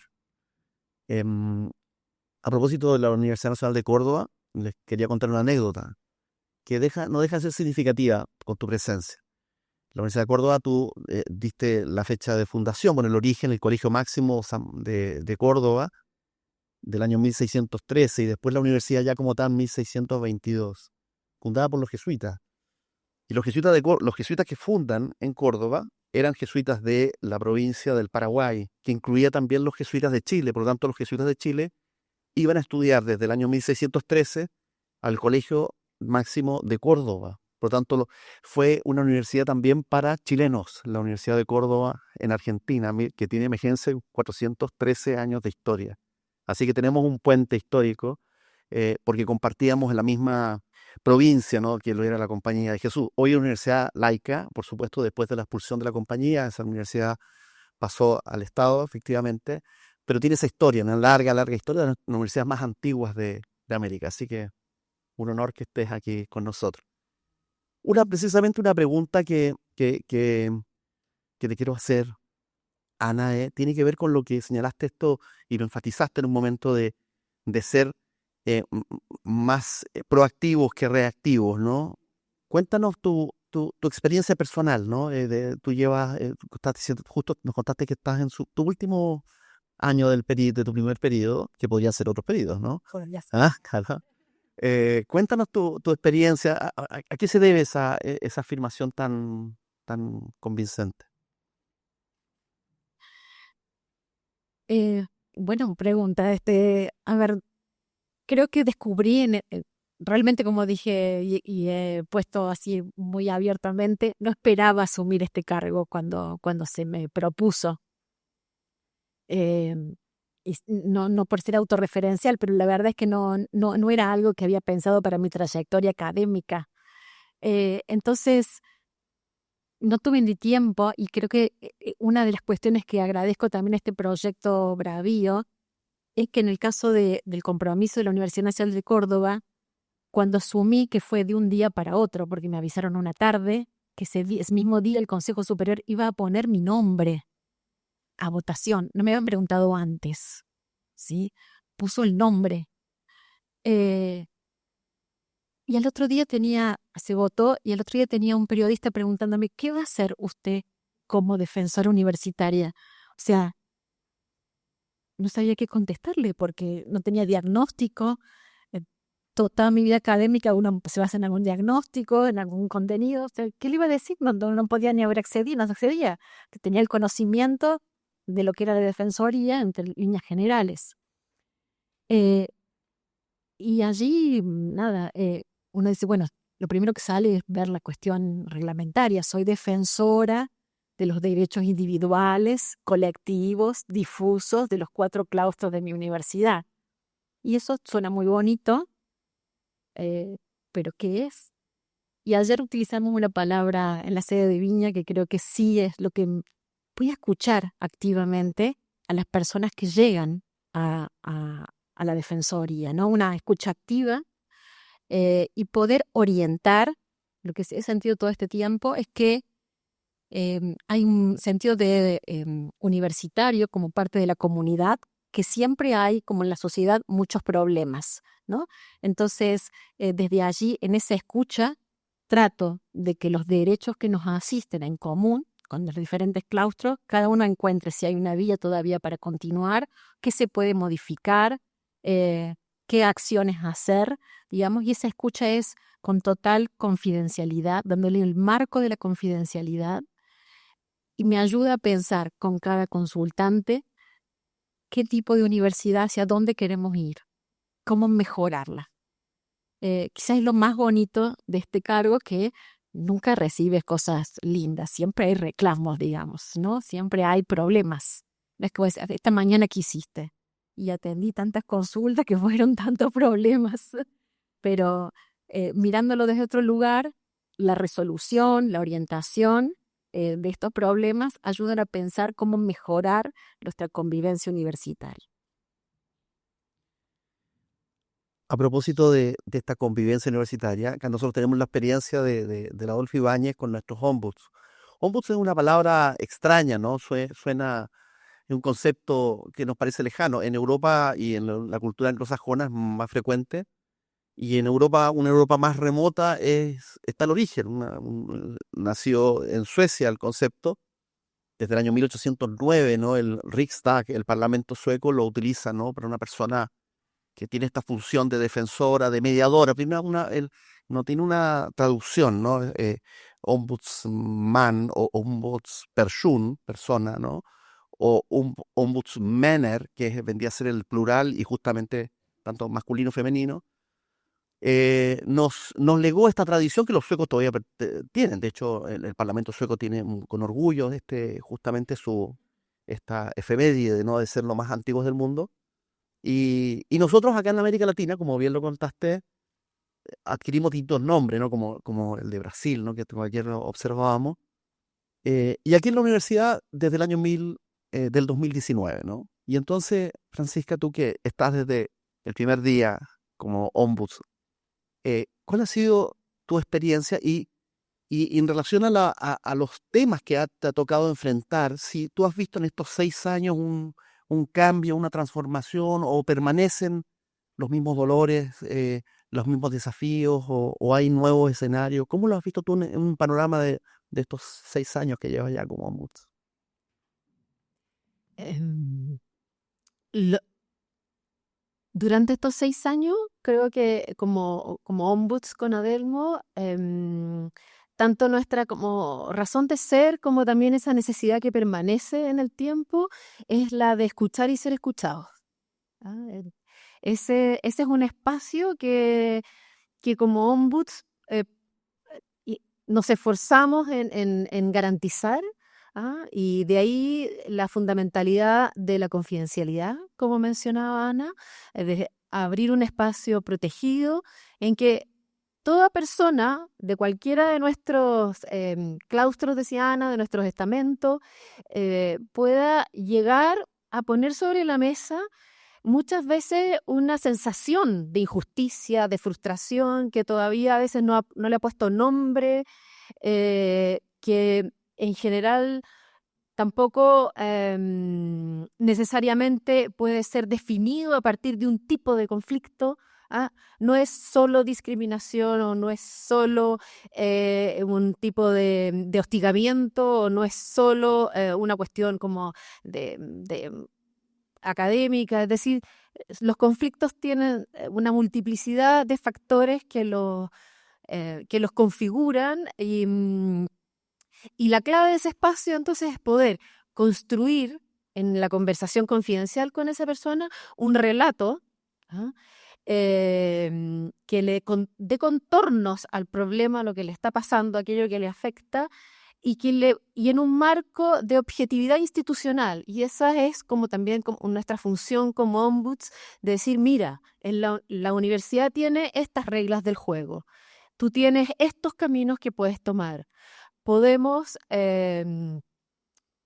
además, tomar medidas que te protejan para que así tengas el tiempo, porque los tiempos son personales, los tiempos de hacer una denuncia son sumamente personales, y entonces que tú te tomes el tiempo para decidir, y mientras tanto es posible, y ahí el trabajo con Secretaría General es directo, ¿cierto? Buscar medidas que te protejan, ¿no es cierto?, que te resguarden, hasta que tome una decisión. Y entonces es muy importante ser un espacio también de orientación de respecto a esa persona, digamos, bueno, pero ¿y si yo hago una denuncia? ¿Qué pasa? Y ahí retomando lo que comentaba, ¿no es cierto?, el superintendente de Educación sobre la dificultad de trabajar con denuncias anónimas. Creo que el principio de confidencialidad contribuye a que el anonimato vaya haciendo como cada vez como menos un recurso, sí, menos un recurso, porque en este espacio de confidencialidad es posible entonces como decir, mira, todas estas cosas van a pasar durante un proceso que va a ser además un debido proceso, que se va a escuchar a cada una de las partes y que hay reserva y hay celeridad, por lo tanto, entonces te permite entonces animar a la persona y además hacerle ver que también puede optar por contar con un apoyo psicológico. En estos 6 años, además, quiero destacar que hemos podido llegar a todas las diversas como grupos de personas que componen nuestra comunidad, ¿no? Y eso es tremendamente enriquecedor porque entonces uno puede también mirar una misma situación desde los distintos puntos de vista. Y entonces acercar posiciones y lograr entendimiento. Y finalmente, para no alargarme, también es fundamental el trabajo que podemos realizar con la institución, con la universidad. Estamos en una posición de observar patrones, ciertas como prácticas que se van instalando y que se van distorsionando y convirtiéndose entonces en malas prácticas, que es importante entonces poder ir elevando a la autoridad correspondiente, ¿no es cierto?, para prevenir que eso siga ocurriendo. Muchas gracias. Adelmo, cuando uno lo elige en ombuds, le pasó a Francisca, tú ya lo contaste recién tu experiencia de cuando te nombraron, que el mismo año 2019, para ser ombud hay que tener algún tipo de experiencia en el ámbito universitario. Cuéntanos diríamos, tu propia historia, ¿no? Idealmente creo que sí. Antes quiero agradecer la presencia y saludar a todas las personas que nos acompañan hoy día. Ya se hizo mención a cada una de ellas, pero también a nuestra red de ombuds, el Romuche, que está acá, red de ombuds de distintos lugares del país que nos vienen a ver hemos tenido muchos encuentros online y esta vez presencial, que es un poco la labor del Ombuds, ¿no? El cara a cara, como lo hemos dicho. Sí, tú recibes la noticia y en ese aspecto justamente quería conectar porque ya hemos desarrollado este concepto de la escucha. Hay un decálogo de la escucha activa que es muy interesante de estudiar, pero quizás antes de la escucha en un ambiente de confidencialidad y de imparcialidad, lo importante es acoger a la persona que llega, que se acerca y que te pregunta. Esa persona de alguna manera viene contrariada, viene conflictuada y lo primero que uno tiene que transmitirle es que va a estar en un espacio de acogida donde va a ser tratada y va a ser justamente escuchada, pero que también, si esto involucra a más personas, exista la posibilidad de audi alteram partem, escuchar a la otra parte y pedirle a ella la posibilidad también de extender un puente, vincular un puente y generar espacios de encuentro. En ese sentido, con tu pregunta, para nosotros con Francisca, han sido 6 años de trabajo en progreso, donde nos fuimos construyendo y quizás en eso agradezco tus palabras, Ana, con respecto a la proactividad, porque así fue como nos fuimos construyendo. Y aquí quiero destacar también que en nuestro caso, nuestras responsabilidades se basan en la profunda confianza que también la comunidad ha depositado en nosotros. ¿Mm? Secretaría académica, ¿de acuerdo? Y que además trabajamos siempre mancomunadamente con el director de integridad y cumplimiento y con los apoyos psicológicos. Pero todas estas relaciones, todo este entretejido que hemos ido generando se basan en la profunda confianza y eso a nosotros nos facilita mucho desde nuestra autonomía. Somos profundamente autónomos, pero basados en un sistema de confianza y eso prácticamente para nosotros es un círculo virtuoso. Y con las cifras que mostraba el superintendente, una exposición muy esclarecedora, la que tuvimos. En muchos casos, por ejemplo, veíamos que los aspectos administrativos y financieros, ahí podríamos después en el panel discutir con nuestro grupo si es así. Nosotros, por ejemplo, no tenemos una incidencia mayor con Francisca sobre temas financieros, administrativos, porque bueno, lo digo con cierto orgullo y no es publicidad, pero tenemos una comunidad universitaria muy sana en ese aspecto, por lo tanto, nos ha facilitado enormemente ese tipo de conflicto que no nos llega. Lo nuestro tiene que ver, como habíamos hablado antes, en una gran cantidad de porcentaje la convivencia. Y eso lo podemos desarrollar después en los paneles y los conversatorios. Y el hecho de, lo conversamos también ayer, sigo con la pregunta, tu experiencia profesional, tú te nombraron ombuds el 2019, que Francisca, ¿influye tu vida previa universitaria para entender esto? Porque hago la doble pregunta, ¿cualquier persona puede ser ombud? Es un tema que hemos hablado, se puede estudiar para ombuds, se puede hacer un curso de ombuds, quizás, tal vez no. Tal vez hay una experiencia, como tú bien dices, en mi caso había, bueno, las canas lo indican, había un trayecto más o menos consolidado y cuando tuvimos a nuestro visitante de España, lo primero que dijo, tú para ser ombud tienes que tener cierta edad. Por supuesto aquí no se cumple ese dato, pero puede que haya personas con mucha experiencia, pero sí tiene que haber, y ojalá muy diversa y en muchas áreas. Tienes que conocer muy bien tu universidad, no puedes, ayer lo dijo Francisca, no puedes llevar un par de años o menos, porque no conoces el entramado, no conoces la sintonía fina, no conoces a las personas. Tienes que tener ciertas características que supongo que fueron las que en algún minuto vieron en las personas que están acá, en nosotros, para cumplir este rol. Pero lo importante es en toda la comunidad generar algún tipo de confianza y ser creíble. Si no eres creíble, yo creo que duras 48 horas en este oficio, ¿no? Tómale el micrófono. Ana, una pregunta. El futuro, ¿qué vienen los desafíos? Inteligencia artificial y otros. ¿Cómo lo ves tú desde tu experiencia?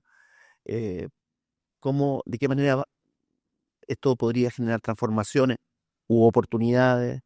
¿Cuál es tu percepción?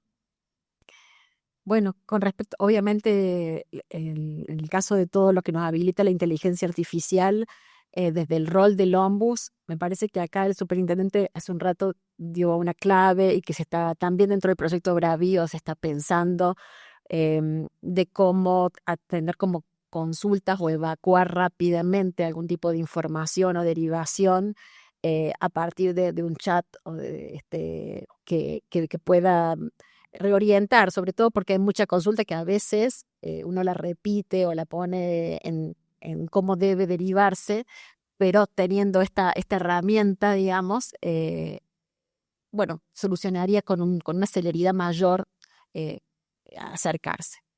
Creo que de todos modos, y acá no es una resistencia, pero creo que yo defiendo mucho el trabajo cara a cara, digamos, ¿no? Creo que hay algo de que el consultante se acerque cuando uno tiene una duda o una consulta que pueda ser más derivada desde el punto de la información, sino que lo que trae es su caso, su situación, necesita mirar ese punto de vista. Entonces, desde ahí creo que eso es irreemplazable, ¿no? La intermediación o la mediación es sustancial. Pero sí nos va a ayudar, como toda tecnología, digamos, a poder evacuar, a poder a generar más rápido ciertas dudas, sobre todo en cualquier población, no solamente la nuestra, que es muy grande, sino cualquier otra que tenga mayor rapidez y celeridad. Y sí, una cuestión más. Ayer comentaba que, por ejemplo, adelantándonos en algún momento, en la Defensoría vimos que había problemas con respecto a los derechos de autor, más allá de lo que estaba legislado, que las universidades producimos muchos conocimientos que se patentizan, que tienen que ver con las leyes nacionales, pero hay otros que no, que son patrimonio como intangible, digamos, quién se dedica a las autorías, los problemas que tenemos comúnmente entre directores y becarios, cuánto es mío, cuánto es tuyo, cómo se produce, bueno, todas esas situaciones de roce.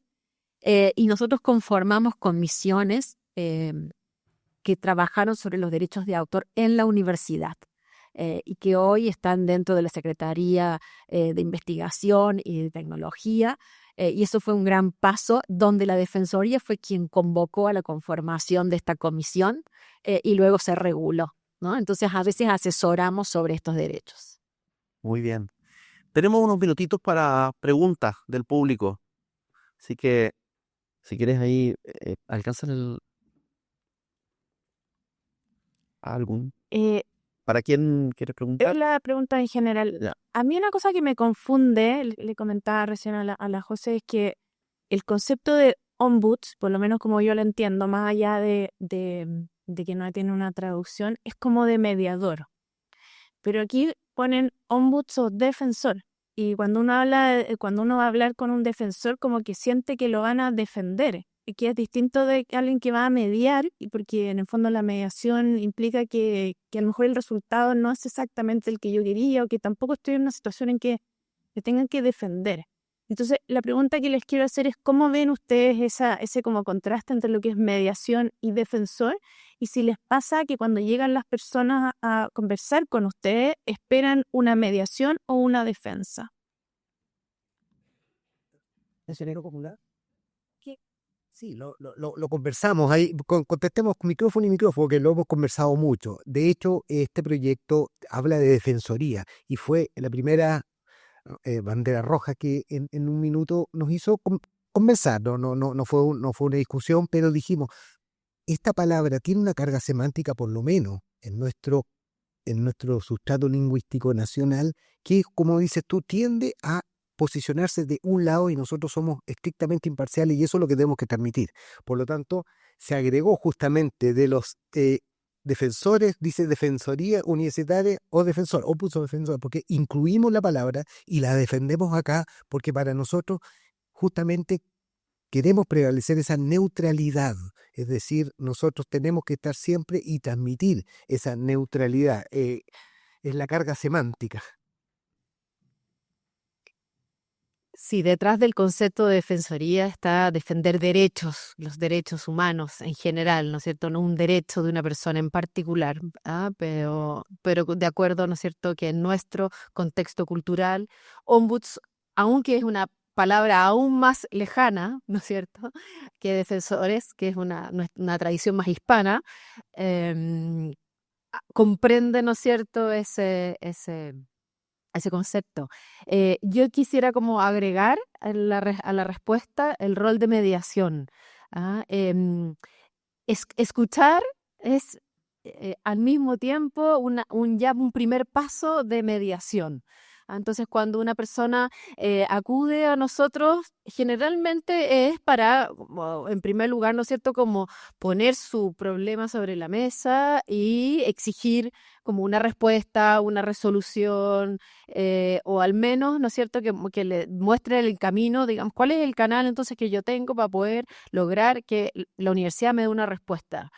Y en esa conversación, entonces, es donde se abren las posibilidades y ese es nuestro rol, decir, mira, sí, una posibilidad es hacer una demanda y esto sigue ese camino.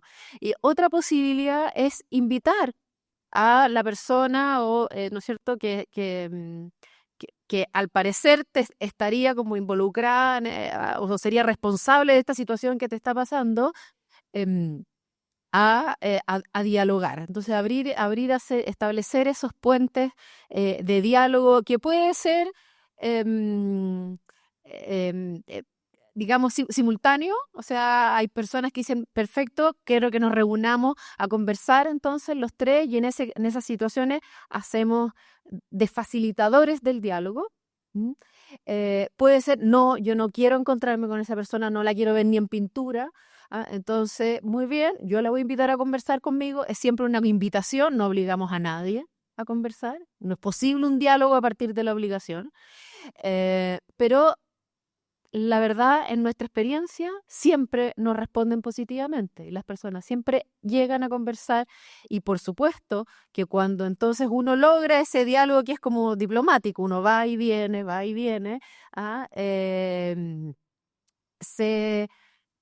se identifican puntos en común, entendimiento, ahora entiendo lo que esa persona pudo sentir, pudo pasar, y a su vez lo mismo, ¿no es cierto?, respecto del otro. Entonces, hay compromiso, en general hay compromisos posibles, la mayoría de las veces. Otras veces no son posibles y puede que no haya, que es conveniente que no haya sido posible, porque son algunas situaciones de cierta gravedad que ameritan, ¿no es cierto?, ya otras instancias, un proceso al menos como de investigación al respecto. Así es que... Muchas gracias. Me gustaría agregar una cuestión que nos pasa a nosotros en nuestra reglamentación, ¿no? Y que tiene mucho que ver con otros modelos también. La Defensoría está pensada como una mediación informal, pero y así sucede. Pero esta idea de la defensa en nuestro reglamento aparece, se patentiza, por ejemplo, en el caso de las denuncias por violencia de género. Nosotros, en cuestiones que no son de género, bueno, podemos atender, derivamos, hacemos nota, acompañamos, orientamos, incluso si quiere denunciar, lo puede hacer a través de la mesa de entrada de la Defensoría. En general, ahí tomamos como una idea si él lo puede hacer dentro de la facultad o de la dependencia y no hay ningún peligro de que eso no prospere, digamos, lo puede hacer directamente allí, no a través de la Defensoría. Y no hace falta que diga que vengo a la Defensoría, porque ya está haciendo su propio reclamo y su propio camino. Pero en el caso de las denuncias por violencia de género, que son todas reservadas, luego nosotros, en nuestro modelo, como es el de la UAI, digamos, todo lo que tiene que ver con la investigación o los procesos de sumario están bajo la órbita de la Subsecretaría de Legal y Técnica de la universidad. No están dentro de la Defensoría, como por ejemplo el modelo que tiene la UNAM en México. Entonces, donde ahí esta idea del defensor o defensora mira todo el proceso, ¿sí? Sin embargo, en la nueva reforma del Reglamento de Investigaciones Administrativas de mi universidad, en el caso de violencia de género, luego de la ratificación de la denunciante, de seguir adelante, digamos, cuando se va a iniciar el sumario, si ella lo quiere, quien la representa durante el periodo del sumario es la Defensoría. Entonces me notifican a mí, o digamos a la oficina, y nosotros les vamos dando ese seguimiento. Y ahí sí aparece esa otro carácter, ¿no? Muy breve también señalar que estos casos que afortunadamente son por lo menos para nosotros son mínimos, las causas no se quiere denunciar o quizás han bajado, puede ser multifactorial, no, la verdad no podemos sacar una conclusión, pero muchas veces es muy necesario ir escarbando por capas y conocer los relatos. Los relatos no son breves, son muy intensos, están muy cargados de emocionalidad y por lo menos con toda la experiencia que puedo recoger es que, y a Francisca le pasa lo mismo, muchas veces estos relatos coinciden enormemente entre la persona que denuncia y a veces la persona denunciada. Pero claro, hay un matiz, hay un detalle, hay algo que no se dijo y hay algo que no se explicó de la misma forma y muchas veces esos malentendidos, viendo los distintos grados de gravedad, se pueden resolver. Hay un concepto que también podemos discutir más adelante, que es cuando se lleva adelante un proceso, está la revictimización. Y es un tema espinudo que hay que siempre tratar de evitar, ¿de acuerdo? Por lo tanto, la delicadeza en cuanto justamente a una defensoría y en este caso a la injerencia que va a tener, en nuestro caso, la Dirección de Integridad y Cumplimiento, hay que tener mucho cuidado y muchas veces ver hasta qué punto está dispuesta la persona. Muchas veces la persona quiere resolver un conflicto, si es grave, ya como dice Francisca, no podemos hacer mucho más, sino que hay que justamente invitar a la persona a denunciar, pero si no reviste esa gravedad, siempre creo es mejor tratarlo con una resolución pacífica en el libre acuerdo de las partes. Tenemos para una pregunta, ahí arriba, ahí va el micrófono. Tenemos tiempo para la última pregunta.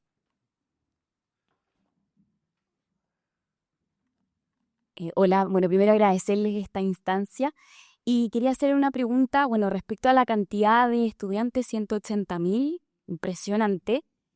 ¿Cómo lo hacen en la organización de la Defensoría para abordar y prestar como servicio, digamos, y ayuda a tanta gente? Porque no creo que sea sola, ¿no? No, por suerte no vienen los 180.000 nunca menos, ya que ha llegado. No, somos muy poquitos en la Defensoría, como describí, nuestra estructura es muy mínima. Está el cargo de defensora, que es equivalente, digamos, en la estructura a un secretario de universidad de tiempo completo.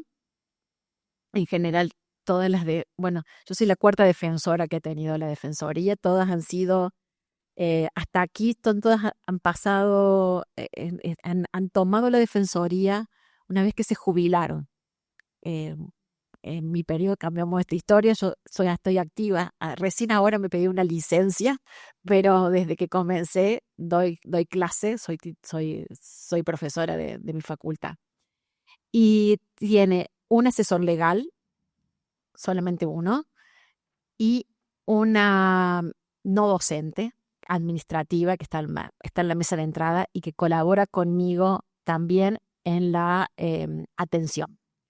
Luego, todo lo que tiene que ver con aspectos de violencia de género, sí, desde el plan, ahí sí hemos pasado por muchos modelos de nuestro equipo de atención.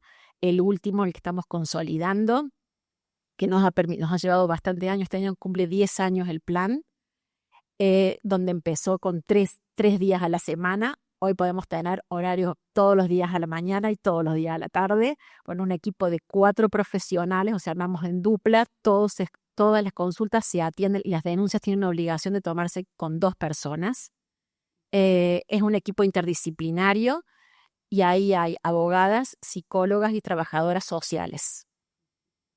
Y de este equipo no solamente está la atención de consultas, la recepción de lo que nosotros llamamos manifiesto, que es la instancia inmediata antes de la denuncia, a personas que no quieren llevar el proceso de denuncia, pero sí quieren establecer su exposición.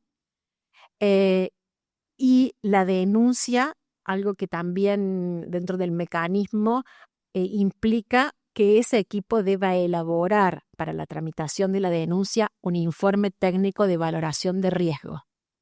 que lo implementamos también desde el mismo plan y que sube ya cuando va a asuntos jurídicos y desde allí puede generar la inhabilitación de una persona y el debido proceso de sumario.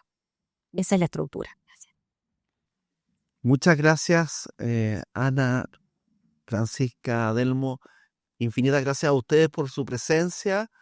Ha sido un conversatorio muy enriquecedor, muy complementario a lo que habíamos escuchado en las primeras presentaciones.